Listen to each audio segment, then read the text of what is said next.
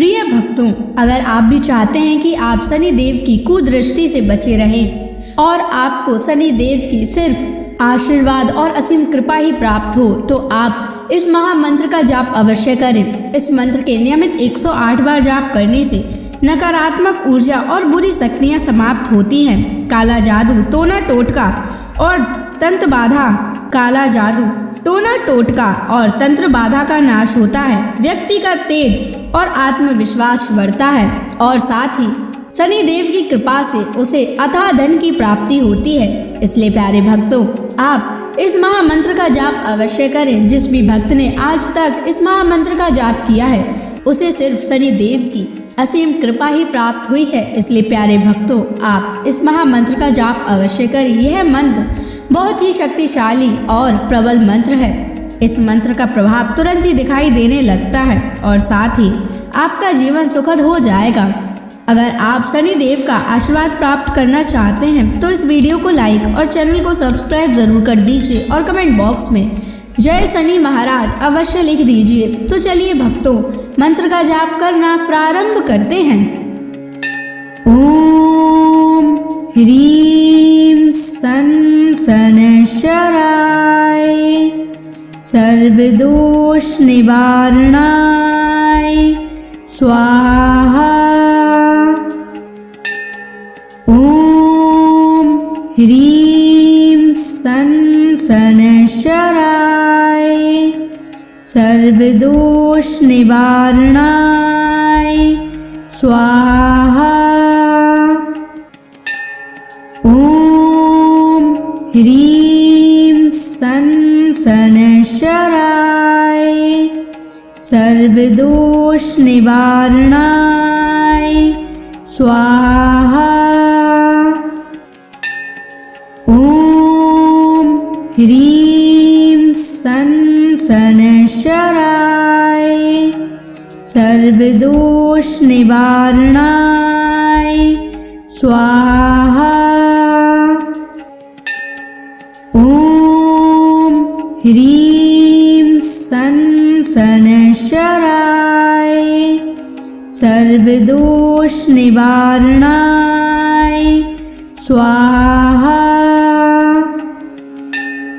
ओम ह्रीं सन शनैश्चराय सर्वदोष निवारणाय स्वाहा। ओम ह्रीं सन शनैश्चराय सर्वदोष निवारणाय स्वाहा।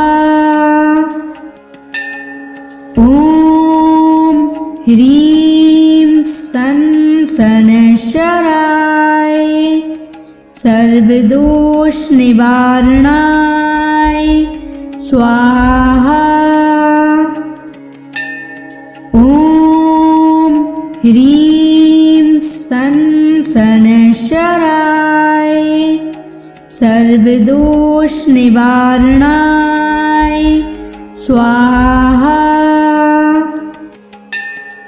ओम ह्रीं सन शनैश्चराय सर्वदोष निवारणाय स्वाहा।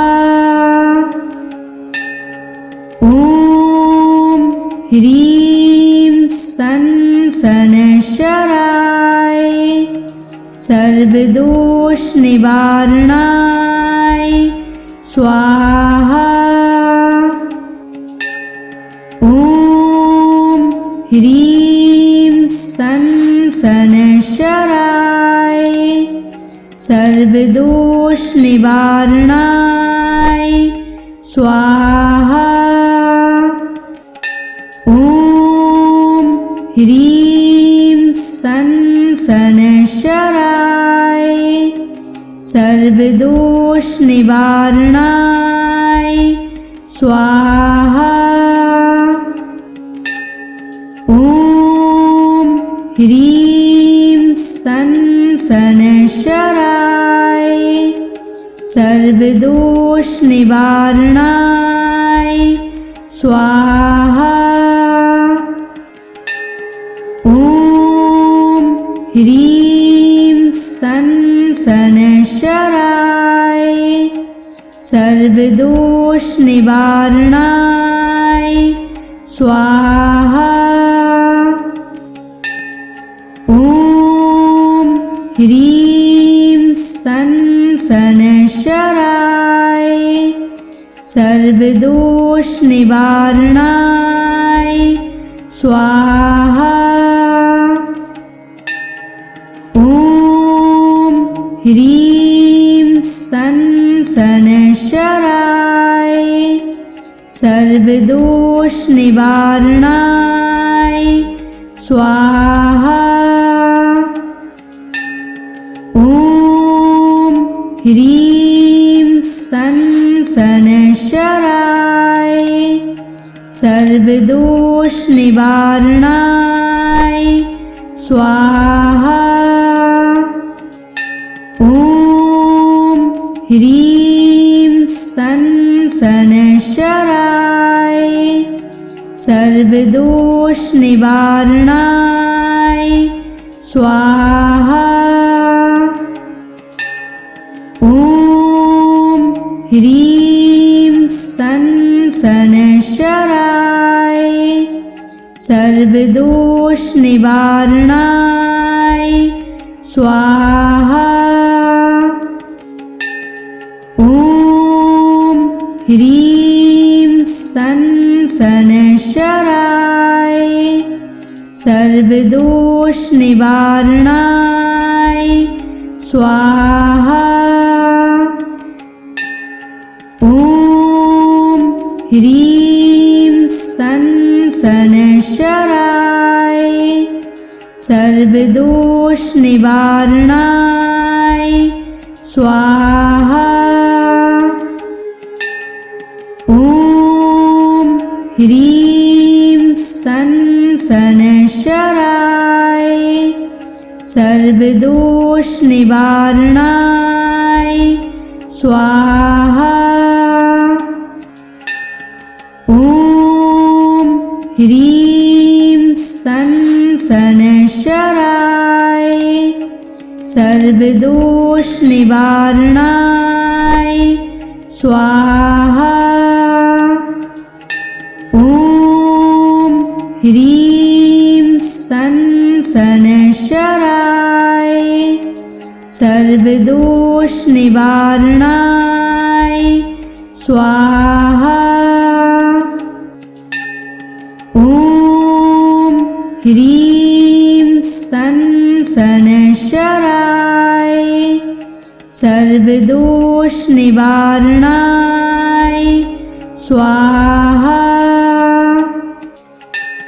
ॐ ह्रीं सन् शनैश्चराय सर्वदोषनिवारणाय स्वाहा। ॐ ह्रीं सन् शनैश्चराय सर्वदोषनिवारणाय स्वाहा। ॐ ह्रीं सन् शनैश्चराय सर्वदोषनिवारणाय स्वाहा। ॐ ह्रीं सन् शनैश्चराय सर्वदोषनिवारणाय स्वाहा। ॐ ह्रीं सन् शनैश्चराय सर्वदोषनिवारणाय स्वाहा। ॐ ह्रीं सन् शनैश्चराय सर्वदोषनिवारणाय स्वाहा। ॐ ह्रीं सन् सनशराय सर्वदोष निवारणाय स्वाहा। ॐ ह्रीं सनशराय सर्वदोष निवारणाय स्वाहा। ॐ ह्रीं सनशराय सर्वदोष निवारणाय स्वाहा। ॐ ह्रीं सनशराय सर्वदोष निवारणाय स्वाहा। ॐ ह्रीं सनशराय सर्वदोष निवारणाय स्वाहा। ॐ ह्रीं सनशराय सर्वदोष निवारणाय स्वाहा। ॐ ह्रीं सनशराय सर्वदोष निवारणाय स्वाहा। ॐ ह्रीं सनशराय सर्वदोष निवारणाय स्वाहा। ॐ ह्रीं सनशराय सर्वदोष निवारणाय स्वाहा। ॐ ह्रीं सनशराय सर्वदोष निवारणाय स्वाहा। ॐ ह्रीं सनशराय सर्वदोष निवारणाय स्वाहा। ॐ ह्रीं सनशराय सर्वदोष निवारणाय स्वाहा। ॐ ह्रीं सनशराय सर्वदोष निवारणाय स्वाहा। ॐ ह्रीं सनशराय सर्वदोष निवारणाय स्वाहा। ॐ ह्रीं सनशराय सर्वदोष निवारणाय स्वाहा। ॐ ह्रीं सनशराय सर्वदोष निवारणाय स्वाहा। ॐ ह्रीं सनशराय सर्वदोष निवारणाय स्वाहा। ॐ ह्रीं सनशराय सर्वदोष निवारणाय स्वाहा। ॐ ह्रीं सनशराय सर्वदोष निवारणाय स्वाहा। ह्रीं सन शनैश्चराय सर्वदोष निवारणाय स्वाहा। ॐ ह्रीं सन शनैश्चराय सर्वदोष निवारणाय स्वाहा। ॐ ह्रीं सन शनैश्चराय सर्वदोष निवारणाय स्वाहा।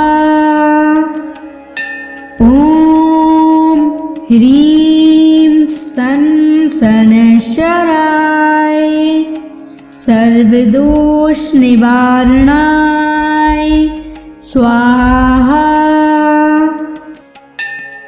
ॐ ह्रीं सन शनैश्चराय सर्वदोष निवारणाय स्वाहा।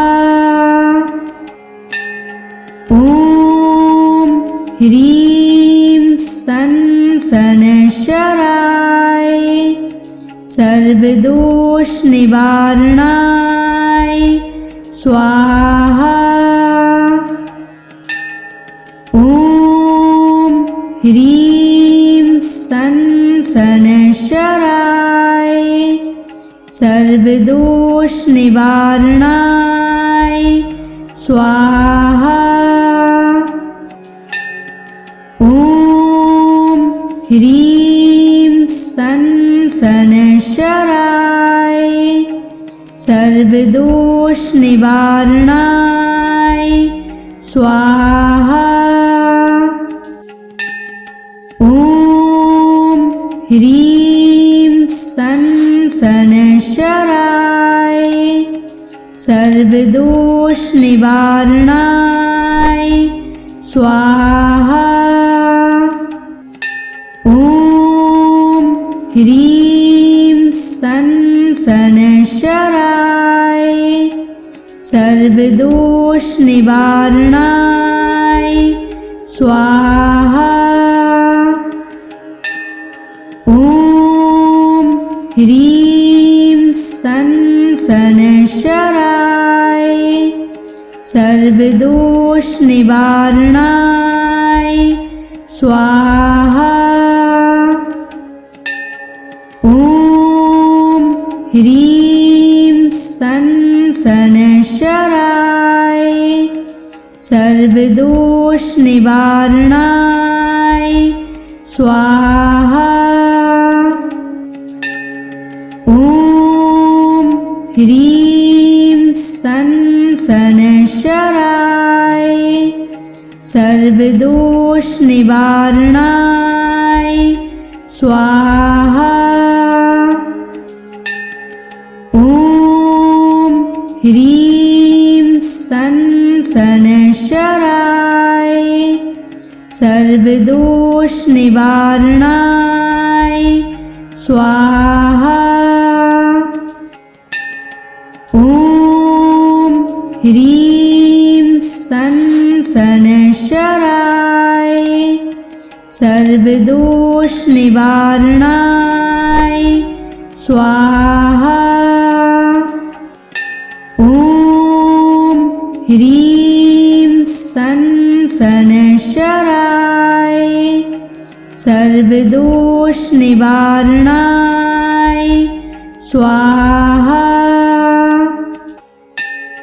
ॐ ह्रीं सन शनैश्चराय सर्वदोष निवारणाय स्वाहा। ॐ ह्रीं सन शनैश्चराय सर्वदोष निवारणाय स्वाहा। ॐ ह्रीं सन शनैश्चराय सर्वदोष निवारणाय स्वाहा। ॐ ह्रीं सन् शनैश्चराय सर्वदोषनिवारणाय स्वाहा। ॐ ह्रीं सन् शनैश्चराय सर्वदोषनिवारणाय स्वाहा। ॐ ह्रीं सन् शनैश्चराय सर्वदोषनिवारणाय स्वाहा।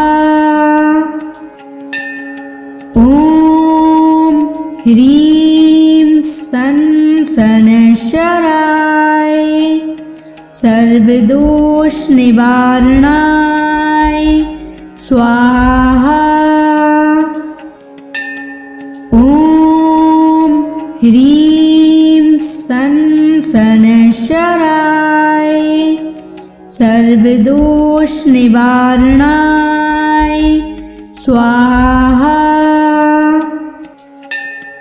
ॐ ह्रीं सन् शनैश्चराय सर्वदोषनिवारणाय स्वाहा।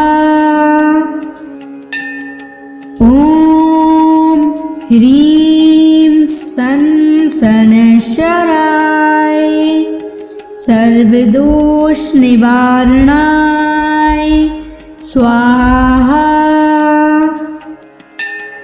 ॐ ह्रीं सन् शनैश्चराय सर्वदोषनिवारणाय स्वाहा।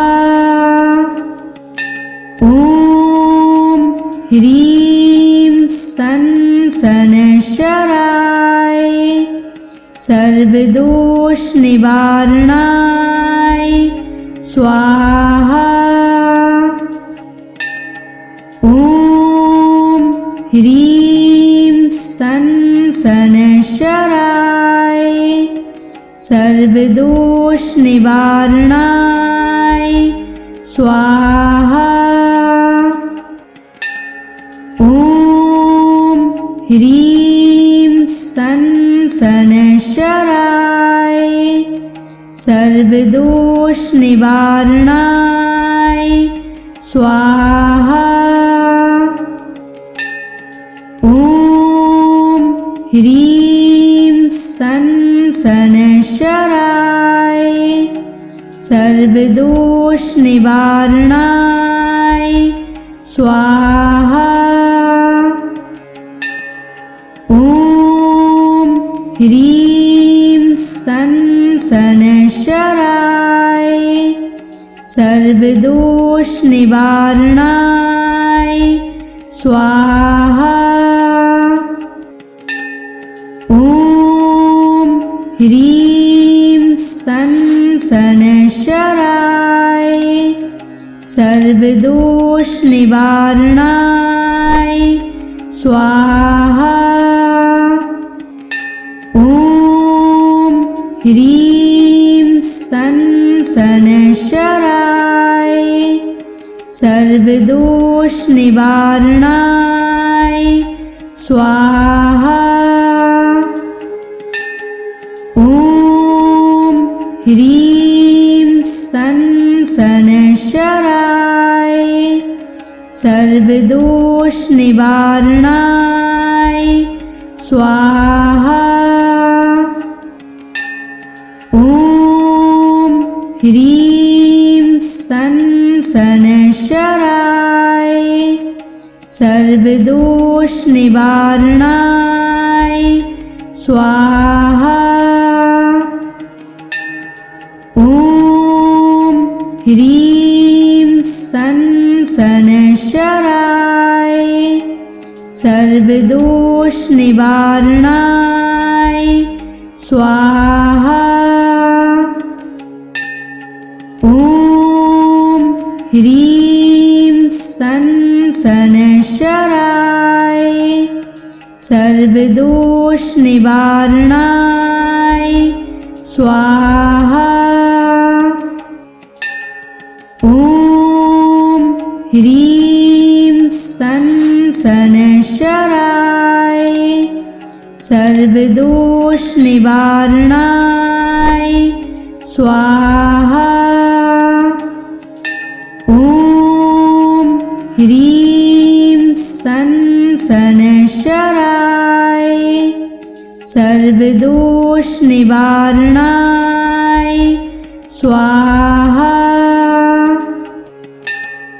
ॐ ह्रीं सं शनैश्चराय सर्वदोष निवारणाय स्वाहा। ॐ ह्रीं सं शनैश्चराय सर्वदोष निवारणाय स्वाहा। ॐ ह्रीं सं शनैश्चराय सर्वदोष निवारणाय स्वाहा।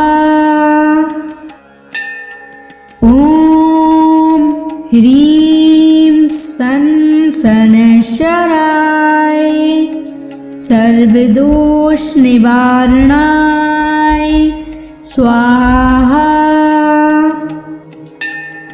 ॐ ह्रीं सं शनैश्चराय सर्वदोष निवारणाय स्वाहा। ॐ ह्रीं सं शनैश्चराय सर्वदोष निवारणाय स्वाहा। ॐ ह्रीं सं शनैश्चराय सर्वदोष निवारणाय स्वाहा।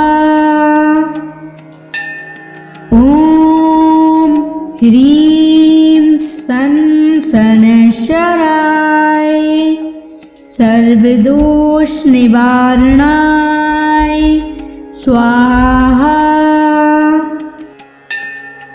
ॐ ह्रीं सं शनैश्चराय सर्वदोष निवारणाय स्वाहा। ॐ ह्रीं सं शनैश्चराय सर्वदोष निवारणाय स्वाहा। ॐ ह्रीं सं शनैश्चराय सर्वदोष निवारणाय स्वाहा। ॐ ह्रीं सं शनैश्चराय सर्वदोष निवारणाय स्वाहा। ॐ ह्रीं सं शनैश्चराय सर्वदोष निवारणाय स्वाहा। ॐ ह्रीं सं शनैश्चराय सर्वदोष निवारणाय स्वाहा। ॐ ह्रीं सं शनैश्चराय सर्वदोष निवारणाय स्वाहा। ॐ ह्रीं सं शनैश्चराय सर्वदोष निवारणाय स्वाहा। ॐ ह्रीं सन शनैश्चराय सर्वदोषनिवारणाय स्वाहा। ॐ ह्रीं सन शनैश्चराय सर्वदोषनिवारणाय स्वाहा। ॐ ह्रीं सन शनैश्चराय सर्वदोषनिवारणाय स्वाहा। ॐ ह्रीं सन शनैश्चराय सर्वदोषनिवारणाय स्वाहा। ॐ ह्रीं सन शनैश्चराय सर्वदोषनिवारणाय स्वाहा। ॐ ह्रीं सन शनैश्चराय सर्वदोषनिवारणाय स्वाहा। ॐ ह्रीं सन शनैश्चराय सर्वदोषनिवारणाय स्वाहा। ॐ ह्रीं सन शनैश्चराय सर्वदोषनिवारणाय स्वाहा। ॐ ह्रीं सन शनैश्चराय सर्वदोषनिवारणाय स्वाहा। ॐ ह्रीं सन शनैश्चराय सर्वदोषनिवारणाय स्वाहा। ॐ ह्रीं सन शनैश्चराय सर्वदोषनिवारणाय स्वाहा। ॐ ह्रीं सन शनैश्चराय सर्वदोषनिवारणाय स्वाहा। ॐ ह्रीं सन शनैश्चराय सर्वदोषनिवारणाय स्वाहा। ॐ ह्रीं सन शनैश्चराय सर्वदोषनिवारणाय स्वाहा। ॐ ह्रीं सन शनैश्चराय सर्वदोषनिवारणाय स्वाहा। ॐ ह्रीं सन शनैश्चराय सर्वदोषनिवारणाय स्वाहा।